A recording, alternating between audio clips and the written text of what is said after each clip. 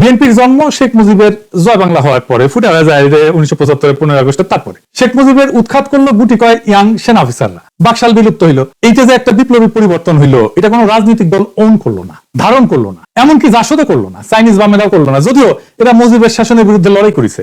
এই রাজনৈতিক শূন্যতা পূরণ করলো এইসব বিএনপি। অ্যান্টি আওয়ামী লীগ সবাই যাইয়া জড়ো হইলো বিএনপিতে। এই যে মুক্তে পাইয়া যাওয়া পলিটিক্যাল সাপোর্ট, সেটাকে বিএনপি কনসলিডেট করতে পারলো না, করলো না, মানে যেটাকে সংহত করা। সারা দেশে তো anti Mujib anti Baksal sentiment. এরকম অবস্থায় বিএনপি গণমানুষের বিপুল সমর্থন পাইতে থাকে। জিয়া রহমানও কর্মঠ নেতা ছিলেন, সারা দেশে পায়ে হেঁটে জনসংযোগ করতেন, তত্তর করে সংগঠন আগাইলো। আর জিয়া তখন ক্ষমতায়। সরকারি দলের তো কিছু সমস্যা থাকে, তারা ক্ষমতা বলয়ের মধ্যে থাকে জন্য এক ধরনের আত্মতুষ্টিতে ভোগে, লড়াইয়ের স্পৃহা থাকে না, লড়াইয়ের ক্ষমতাও থাকে না। বিএনপি আসলে রাজনৈতিক দল হিসেবে গড়ে না উঠে হয়ে উঠছিল একটা রাজনৈতিক মিলনস্থল, যেখানে মুসলিম লীগ, আওয়ামী লীগের বিচ্ছিন্ন অংশ, বাম ঘরানার ন্যাপ, সামরিক প্রশাসনিক বৃত্ত সবাই নিজেদের জায়গা খুঁজে পায় এক নতুন জাতীয়তাবাদের নামে। বিএনপির এটাই ঐতিহাসিক দুর্বলতা, এবং এর কারণে বিএনপিতে যা যা ঘটনা ঘটছে দুর্বলতা হিসেবে, সেটা একটু ভাঙ্গা আমরা একটু বুঝি। আসেন